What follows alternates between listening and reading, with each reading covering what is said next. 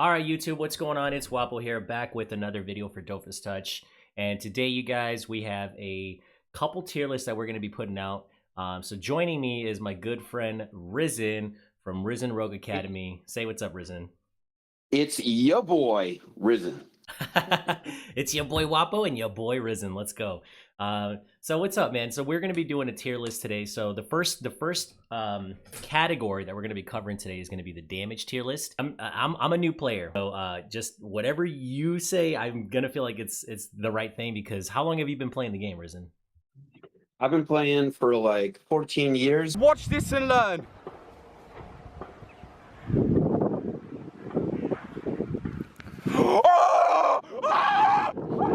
But Dofus Touch came out 8 years ago, and I did the math. I've played, I think, let's see, like 1/5 of the last 8 years was on Dofus Touch.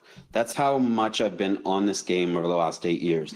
I don't know if that's the exact number, but I put way too many hours into this game. Like, this is a fifth of my life. That's awesome. I went hard. And let me ask you a question. So the new servers just got released a couple like last week, right? So what have you seen? Have you noticed any differences in some of the classes from just starting a brand new character on this new server compared to the last 4 or 5 years that Dofus Touch has actually been out? Well, Ankama is amazing at balancing classes. It's just, I mean, they love to make changes.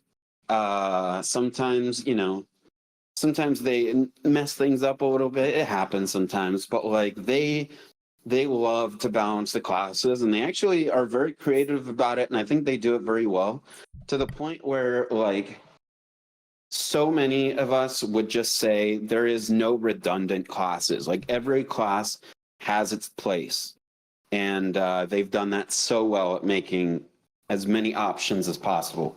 Especially, they recently changed the classes that they can only be 3 elements, and they leave 1 element out, and they try to make every element just as valid as well. So that all that extra effort, like everything is valid basically.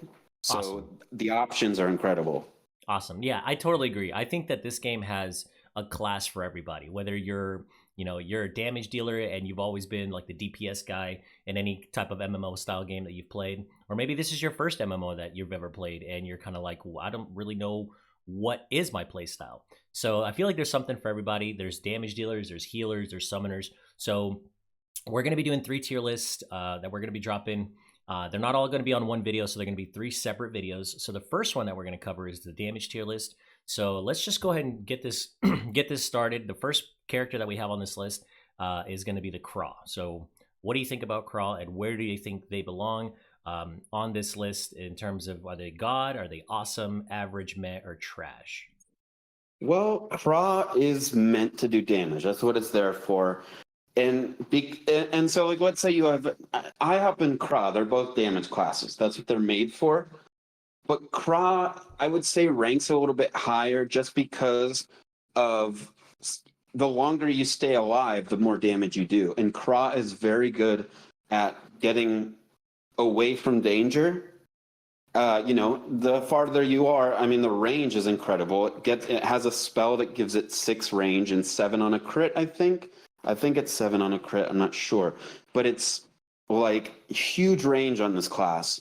And if you can keep the damage going without getting hurt, then that's over time tons of damage. So I would have to put Craw under awesome.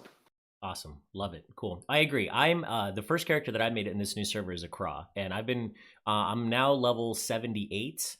And yeah, I've been grinding like crazy, and I've been playing this character, and I've been unlocking new spells, and definitely have to agree with you. The range is really nice. Once you start learning how to utilize that beacon, you're able to start doing some big damage in an AoE version, because you can actually hit the beacon and start hitting multiple enemies if they can corral the beacon.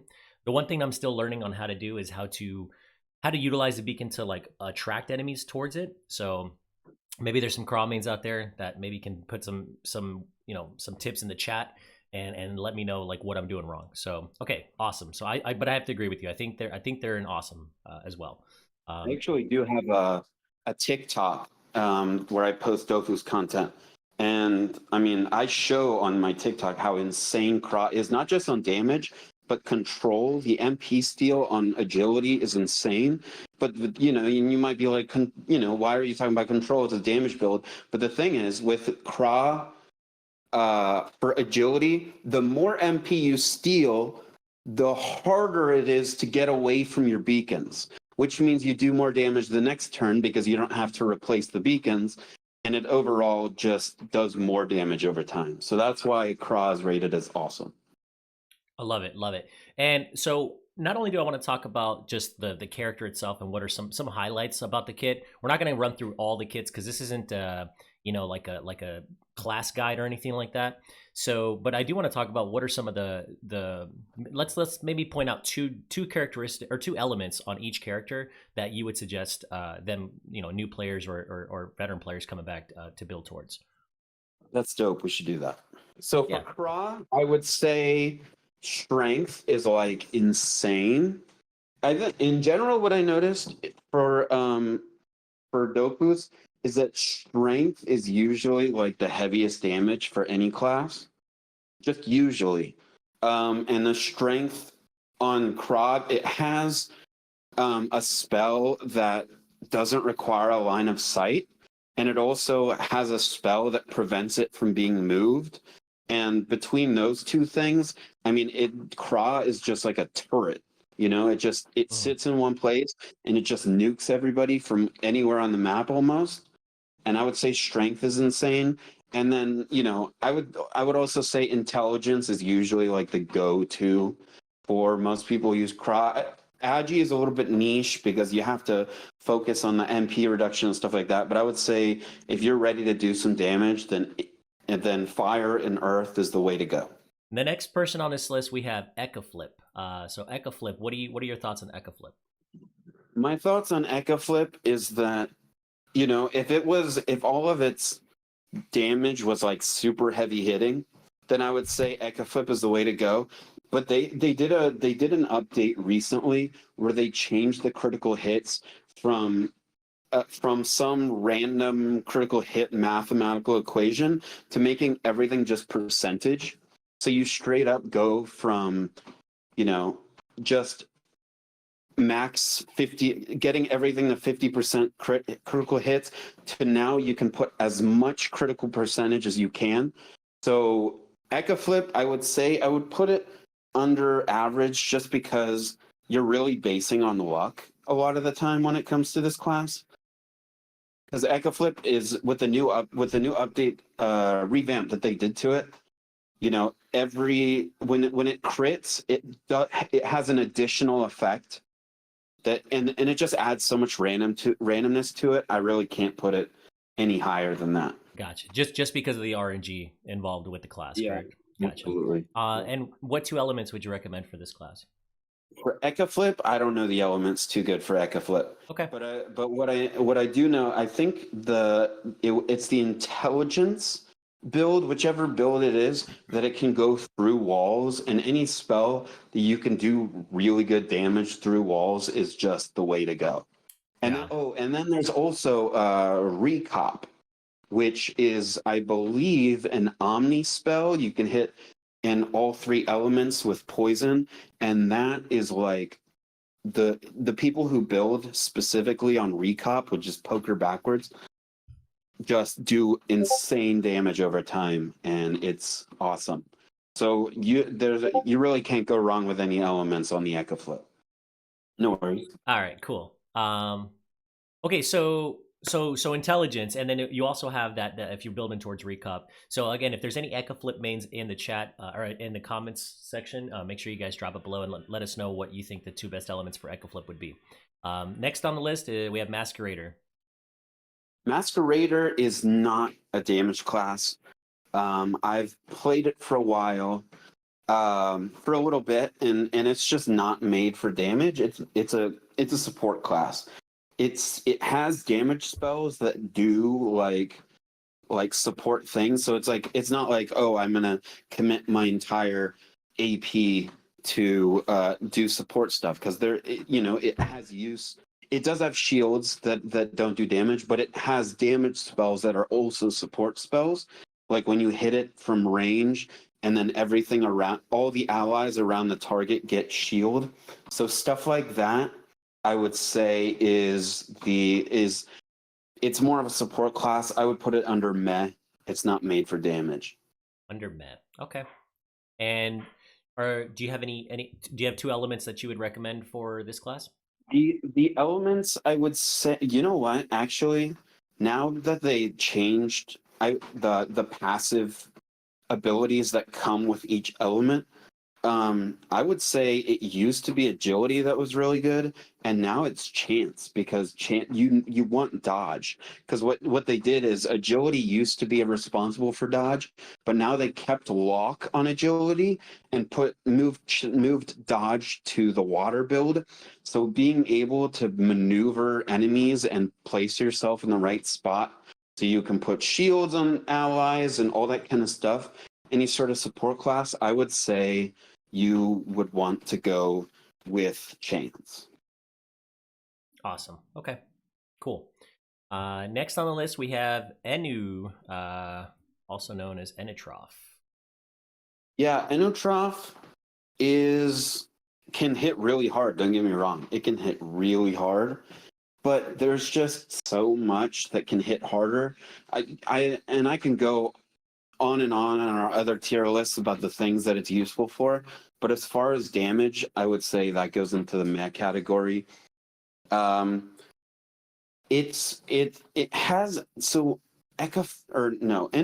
is a troll. You've been trolled, yes, you've probably been told. Don't reply to this guy, he's just trying to get a rise out of you. Yes, it's true, you respond and that's his cue to start trouble on the double while he strokes his manly stubble. You've been trolled, you should probably just fold when the only winning move is not to play. And yet you keep on trying, mindlessly replying. You've been trolled, have a nice day. Like hardcore a troll. Like, it can skip people's turns. It can make it so that nobody can move. Like, the stuff that it can do is totally trolly, but as far as damage, I wouldn't put Enutrof very far up the list. And I would say the best element for Enutrof is chance. You know, it's always been its main element, Chance. especially because since Enutrof is a MP removal class, having damage spells that also remove MP is kind of like ideal. So I would say water is the way to go. Gotcha. And would you say this class would be because of what you're saying and how it control some of the enemies? Would you say it's a little bit stronger in PvP, or it's still pretty good at PVM class? Well, they kind of, as far as PVM, it's not geared towards PVM as much, because this class used to be famous for treasure hunting.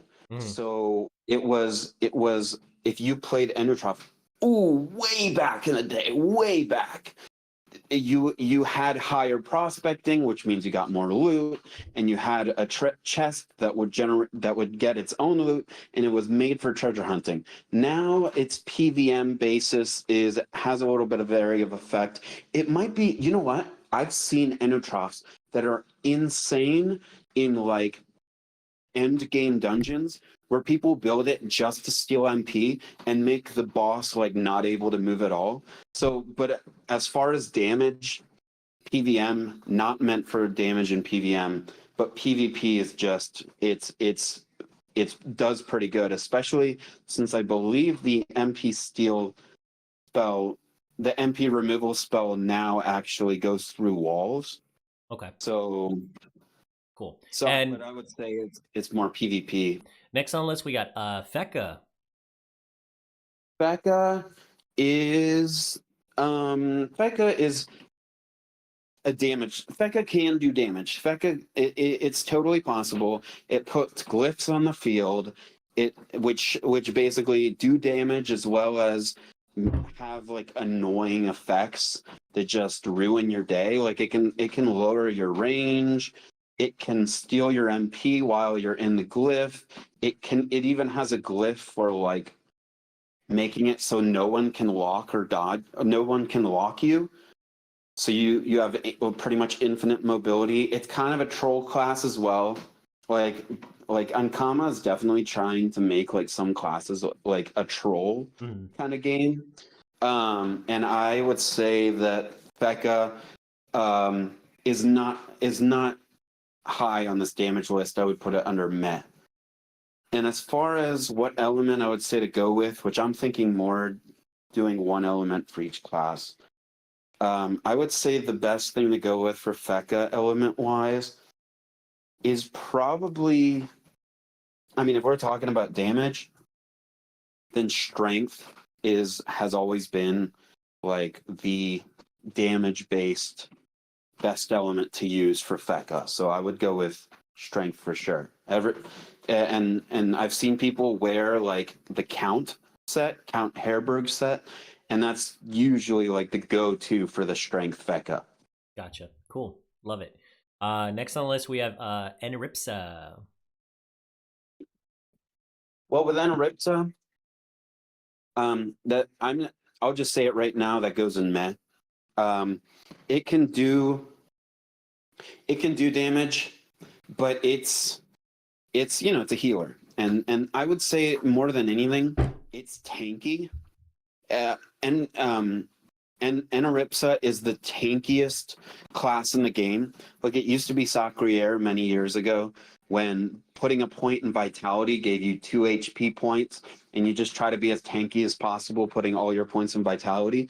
But Eniripsa is the new old Sacrier. So it's just super tanky, but is it a damage class? No. I have videos on YouTube and TikTok of me soloing like Tengu. I have a Tengu solo video with Eniripsa just because it's so tanky and has so much mobility that it can do those kind of dungeons pretty easily. I would say PVM Eniripsa is like pretty good at soloing dungeons, but I wouldn't call it a damage class. I would keep it at meh. And then as far as the best element to go with, I'm going to be biased and say agility, because I think it's the most underrated element. I've talked to people, they're like, hey, I don't know if I want to build agility because it only has 3 spells. No, dude, agility can do whatever you need it to. People are worried, about, the lack of versatility. There is plenty of versatility with Agi. The thing is with Agi, the hardest part of Agi is keeping an eye on everyone's states, because you have to make sure that they have the right state so that you can heal them correctly. But besides that, I mean, agility is the most well-rounded element that it has. Awesome. Okay, cool. And next we got IOP. IOP goes in awesome, obviously. It's Awesome. made for heavy hits. It's and we're talking about PVM right now. So Correct. if we were talking about PvP, I mean, like, probably IOP on the top, just because in PvP, IOP is meant to get into the danger and finish things off. Like, if an IOP runs at you, it's intended to just finish you off right there. Because if it doesn't, then it's not going to survive. And so I would say IOP definitely under awesome. It got some new updates that lets it lifesteal, survive a little bit better. And that's what the last revamp was. It's like, why are we making this character that does insane damage, but it's a glass cannon like crazy? So they said, we're gonna put some lifesteal on it, and in PVM it's doing a lot better than it did before. Love it. Okay. And the best element for IOP is, of course, strength, because I mean, it gets strength is Wrath. Wrath is the IOP spell that does the most damage. Strength is the way to go for IOP. Good stuff. Next we got Xelor. Xelor is a tricky class, but I wouldn't call it a damage class. It can do a lot of damage. I actually have So I run a Xelor. I have 7, I believe, level 200s on Grandapan, and my Xelor is like built for. So people, if you do just chance on Xelor, it's not going to do a lot. It's going to have some trouble because it's so close range when that it doesn't have like it's so close range. I wouldn't do pure chance on Xelor, but if you manage to get close enough to do it, I have a pet that gives me water damage, and I have trophies that give me water damage. And the way that damage works, as opposed to power, is that damage calculates additional damage for every hit. So on Xelor with chance, it hits so many times between water poisons. There's 2 water poisons, and then there's all this damage that you're doing, and so it calculates like 8 times or something crazy like that. And so it can do damage, but I'm still gonna put it under meh, just because it's not made for damage. There are things that hit a lot harder. And I mean, if you specifically build Xelor to be like insane damage, then maybe you could. But Xelor is basically what Foggernaut has always been, where it's just about like not being a one-trick pony and having like diversity in options. And so there's so many options with Xelor. It's meant to be a well-rounded character, not specifically a damage character. Gotcha. Okay, cool. The next up we have Rogue, and I think Rogue might be our first god tier, correct? Rogue is god tier. Rogue is definitely god tier. It does the heaviest damage. So, story about me: I got married in Dofus years ago. I got married in Dofus, and after the wedding, we had a damage competition as an after party, and we knew who was gonna win. It was gonna be the intelligence rogue, because back then the what do you call it, the scarecrows, whatever they're called, that you hit in the dojo. Mm-hmm. We knew he was going to win. It only had 10,000 HP, and we couldn't even calculate his HP because it went over the amount of HP that the scarecrow had. Wow. So it's the heaviest hitting character in the game. The thing with Rogue is it's kind of a one-trick pony. It's just doing insane damage with extra steps, but just a million steps, and you have to know every situation, but you're doing it all just to do damage. But that's what this list is. This tier list we're doing right now is about damage. Rogue is god tier. Awesome. And then one thing we forgot to, I think, mention, I'm not sure if you brought that up, but the element for Xelor, what would we recommend? Xelor, I'm going to say go water fire. Water fire. Yeah, if you go just fire, maybe, but water fire is the best. If you're going water, add fire. If you're going fire, add water, because you want those two together for sure. Okay. One perfect. for close range, one for far range, and you can get some heals in there as well, and that's just way better. Perfect. And then for Rogue, we got intelligence on her. Rogue. Yeah, I mean, we're talking about a damage tier list. We're going intelligence. Yeah, that's the heaviest damage in the game is intelligence rogue. Perfect. Okay, awesome. Yeah. The one thing I've noticed about Rogue is I played Sram for about a year, and it seemed like, well, I think Srams and Rogue, aren't they related in some kind of way, Yeah, or don't they derive from the same?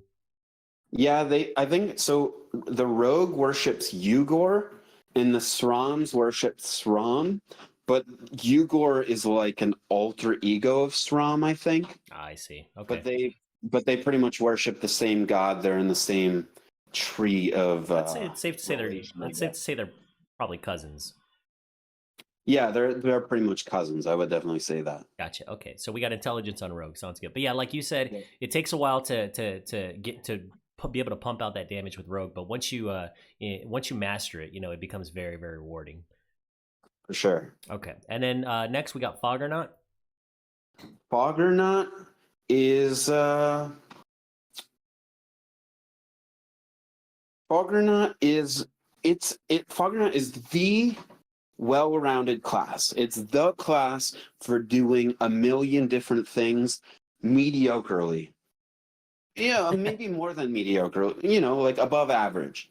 It does above average damage. Well, not, no. You know what? One second. Now I'm lost in thought. I would say Fogger would be considered meh.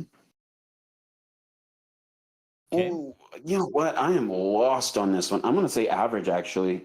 I plan to put it in meh, but I'm gonna say average just because depending on how you build your Fogger, you can, if you do really high damage and like omni power, then you can hit with the multi-element spells and then smash with the damage turret. Because the way that damage turret works is that I believe it uses your strongest element against their weakest resistance. And so that is kind of like an insane damage kind of thing. And I believe that Foggernaut is like the PVM, like, you know what? God tier. Foggernaut is God tier. I'm What? sorry. This was not a thing. We went from And meh to average to God. God tier. And I'm going to tell you why. Okay. The reason that Foggernaut is God tier is because we're talking about PVM here. And pretty much every dungeon mechanic, it can circumvent. It can circumvent because, like, for example, you go to the Earth Pandawa area and you fight the enemies there. When they make themselves vulnerable, you can still hit them because you hit with a multi-element move, and then it hits Earth, which removes the invulnerability, and then you hit with the rest of your damage, and you remove the invulnerability, and then you have. Let's see, what's the next one? Obzi. You're fighting Obzi and Frigost. It's one of the end game dungeons, and Foggernaut is like one of the only classes that can push itself into the boss and make it vulnerable by yourself. So it's pretty much the only class that can solo Obzi. And then Wow. you have Penguin, which is also a Frigost boss. Immune to damage until it's healed, until an ally is healed next to it. Foggernaut can solo that too because it summons a healing turret that heals you and then makes the boss vulnerable. So if we're talking about PVM, Wow. I'm gonna say Foggernaut is God tier because it can just circumvent like everything and do damage way sooner. So that's what I'm gonna say. That's quite the progression for the class. Did you see that? Oh yeah, that was I got great. passionate. You're like, no, you know what? F that. This is going in God tier. Yeah, exactly. Dude, that was great. What a Best rant. element, I would say best element with Fogger is probably go try element. Hit all the elements because if you go power and damage, then you can use the I think it's called the ambush is the multi-element spell, and just it hits super hard with enough power and damage, and then of course your turret is just going to wipe it off the face of the earth. So Awesome. that's definitely where I would go with that. So you would suggest this is one of the few classes where you would suggest to just lean more into power and spread out those characteristics evenly? Yeah, that's where I would go with that. Okay, Sure. awesome. Okay. And then next up, we got Sadida. Sadida is going to be meh. It's a summoner by nature. It steals MP. It heals a little bit. I feel like Sadida is like it does everything mediocrely. But it does everything mediocrely, but it does a lot of different things. It's the jack of all trades. It can heal, it can steal MP, it can summon dolls that there's a doll that heals, there's a doll that steals AP, there's a doll that steals MP, there's a doll that blocks the way and locks you. So I would say Sadida, since this is a damage chart, it goes under meh, but it just has a lot of utility. I would just put an under meh in this case. Okay, sounds good. And then are we thinking strength for this class if we're trying to Yeah, if we're talking about damage? If we're talking about damage, then strength is the way to go. Because of Bramble and Manifold Bramble, correct? For sure, for sure. Okay, and then next up we got Sacrier.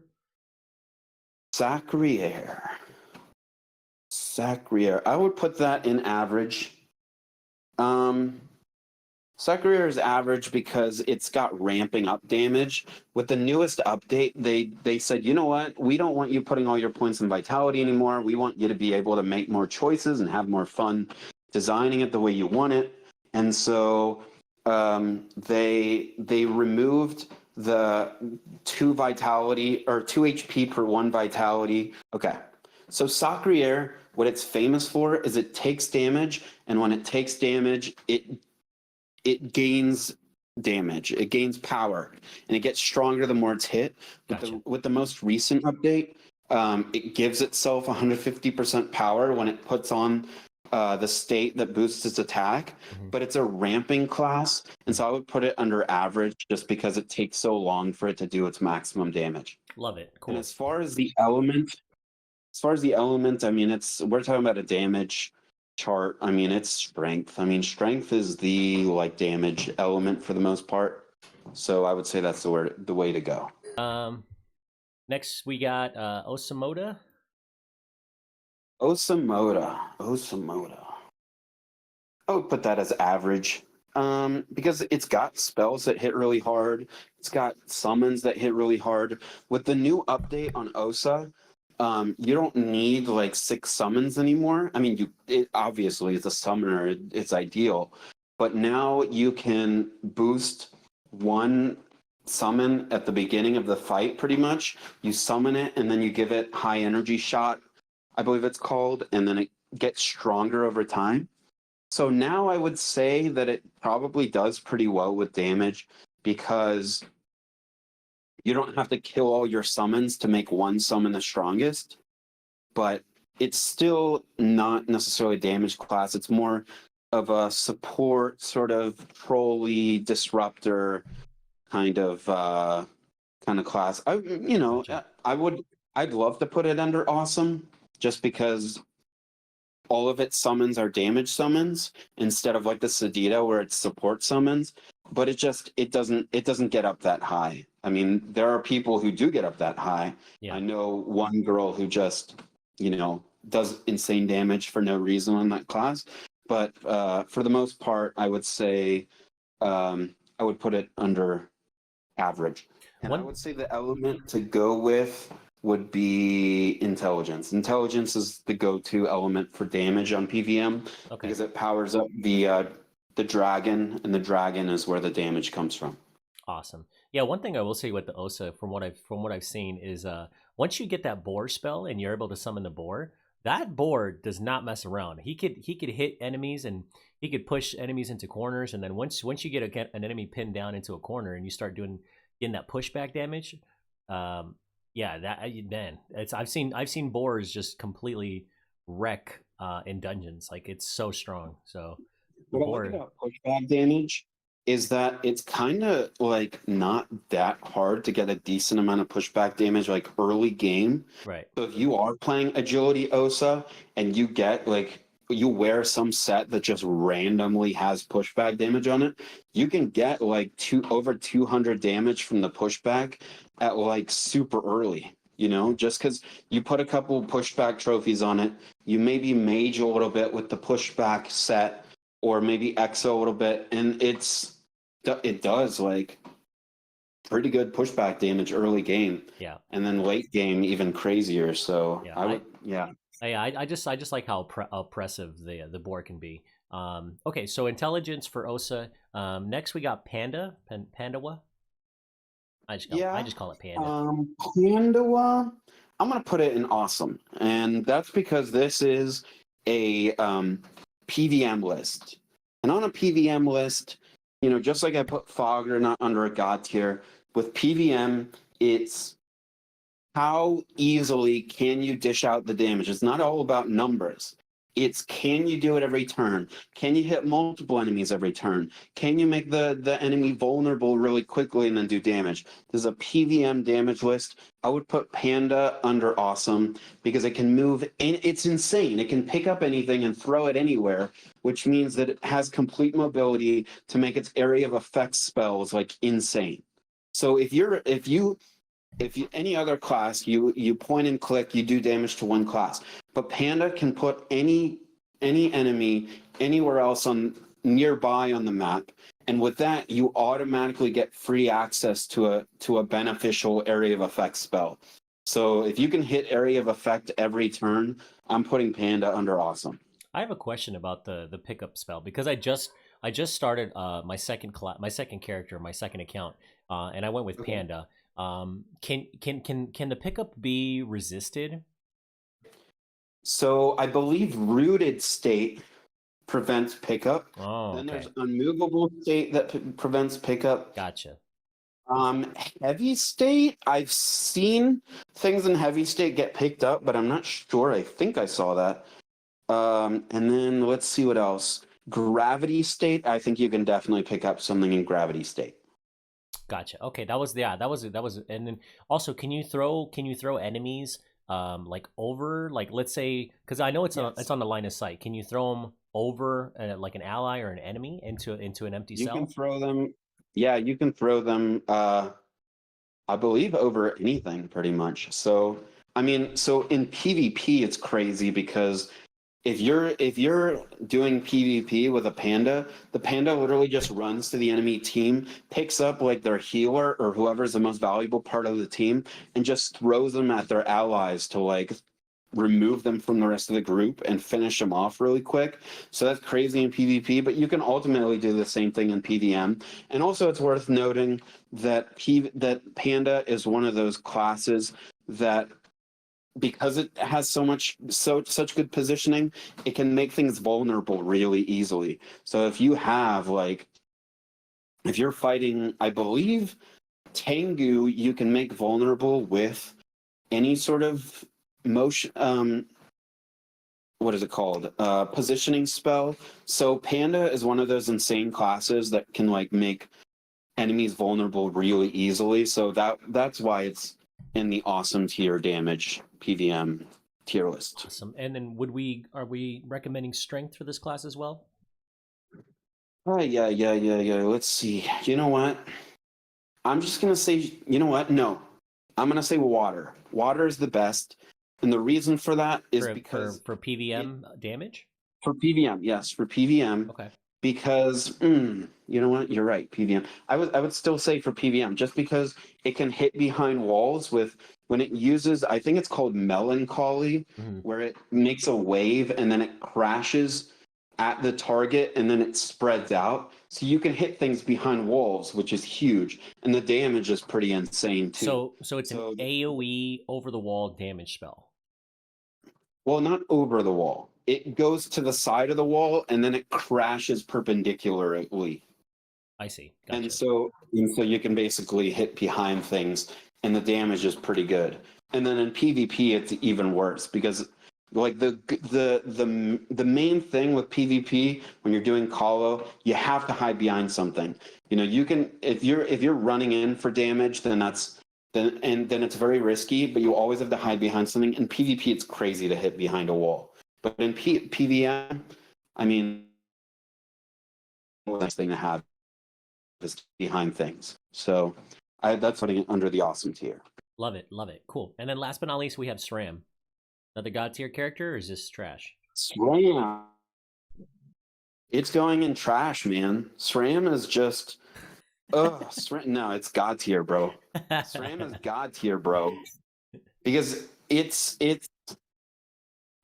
I mean, it's basically like Rogue, except the traps can't be destroyed unless they're stepped on. And especially they just buffed Sram that it can do its pool trap twice in a turn. And so, I mean, that's what basically, and it also got a new spell that basically pulls and pushes like one cell in any direction. So between all those things, you can make a giant trap chain. I have a TikTok on TikTok called Juliana's trap chain.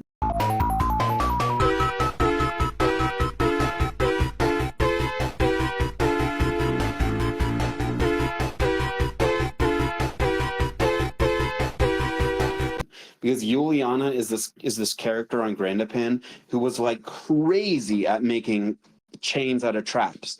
And I have a video of it, and it's so cool to watch it. And We'll link it. We'll link because it. of the fact that you can just yeah, that would be awesome. Because of the fact that you can just lay out traps like infinitely, there's no limit on them. You can pretty much one hit kill anything as long as you can stay away from it. They just nerfed invisibility, which is a problem because you can't just hide from bosses forever. I remember back when invisibility was broken, you could solo pretty much any boss. Now it's a little bit harder to stay safe in that way. But even still, I mean, the trap chains are insane. So I would say damage for PVM, Sram is number one. And as far as element, if you want to get that kind of damage, you got to go strength int. You got to go fire earth. Because you're going to have fire spells that are traps that pull the opponent and push the opponent into the earth spell damage traps. And so you just do pretty much an infinite link of damage, and it's just awesome. Beautiful, beautiful, awesome. Okay, well, that's our I also list. wanna say- Oh, go ahead. Last thing I want to say is you may notice there's nothing in the trash tier, and the main reason for that is because Dofus is a balanced game, man. Like they should be studied for real. Like the way that they can balance classes to provide for every need, you know, in a team. I mean, it's just incredible. And so there is no trash class on. I believe on any of our tier lists, there's not going to be any trash classes, just because the game is balanced and every class can do decent damage if it knows what it's doing. So that's why there's nothing in the trash tier. Awesome, awesome, cool. Well, there you guys have it. That's our damage tier list. I know it's a bit of a long one, but I hope you guys enjoyed it and you got some value from it. The next two tier lists that we're going to be dropping are going to be healer support and a summoner's tier list. So keep an eye out for those. And any last words, Risen? Last words, be a noob. It's the best part of the game. Take your time. I'm going to say that at the end of every video. I'm going to be a noob. Be a noob. And Heck yeah. I have a video that I said the final tip, don't watch this video. And I'm going to say that at the end of this video so they already watch it and then find out so we get the view count. But my final tip is don't watch these videos because explore. No, these videos are great. You'll definitely gain something from it, but be a noob. It's the best part of the game. I totally agree. All right, guys. Well, I hope you guys really enjoyed this video. If you did, make sure you guys go drop a like on this video. I'm going to be posting Risen's YouTube channel in the description, as well as that SRAM trap chain video, which sounds really fun. I'll be posting both of those in the description below. I also do live stream on Twitch. That's going to be in the description below as well. And we're going to be posting Risen's YouTube channel as well if you guys want to go and check him out. So thank you guys all for watching. And leave a comment below if you guys disagree or agree or don't disagree with our list and any things you guys want to add on. But anyway, thanks for watching and keep on gaming. It's your boy Risen signing out.